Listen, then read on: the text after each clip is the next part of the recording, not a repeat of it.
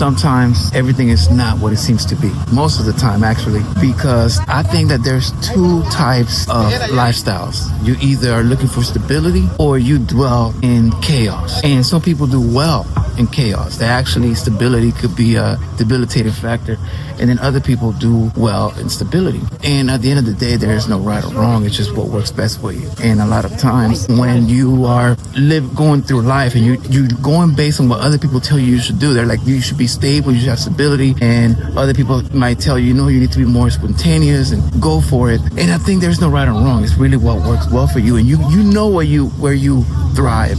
You know where is your place. So you have to keep in mind your personality, your lifestyle, your destiny. What is it that it needs to be like, right? And then you can make a choice. You know what other people tell you that you should go to school and do this and be stable, or you should just go and start a business and do that. Do what works for you and where you thrive. And in relationships, it's the same thing. There's people that are looking for the one, the soulmate, happily ever after, that we know is not true. It's never going to happen, but they're looking for that. And all their lives is just spent looking for that one, that soulmate. But the fact of the matter is that you can have more than one soulmate because you choose your soulmate. The soulmate isn't something that you're born with.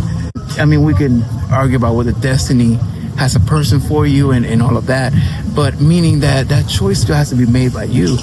Because if you're going to be fighting against your destiny, then it doesn't matter that that person exists if you're not willing to accept that's the person, because your ideal person is not that person.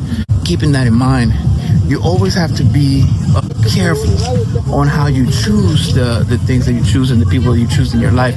And if you're a person that loves stability, then you can't have chaotic people in your life, because that's just going to bring more chaos and you looking for stability.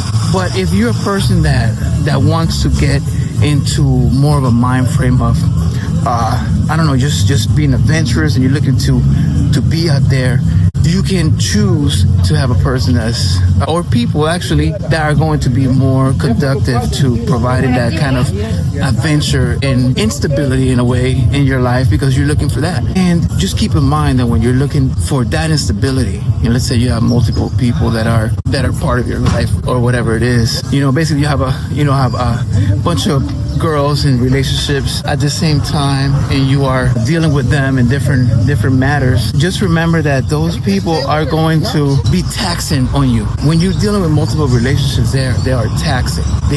Whether you don't care about these people, right? Like maybe you're not emotionally attached, but it's still emotionally draining because they all require different attention.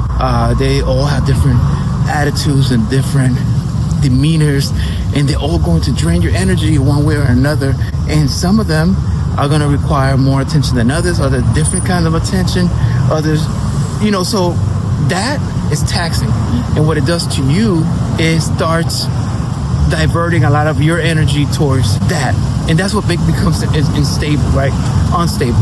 That's where you go, okay, I'm so tired, I'm drained, and you get emotionally overwhelmed.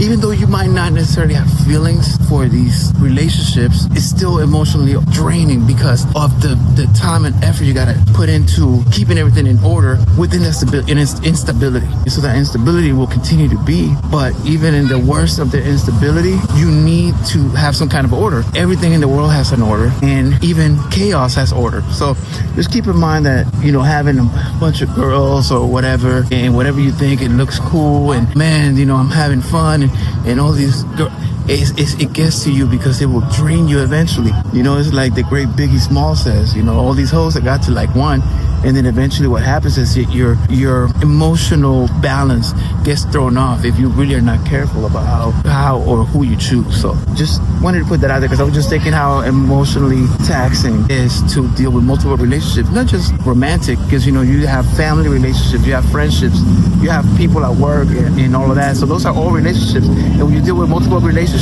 you're bound to get drained at some point. You need to recharge.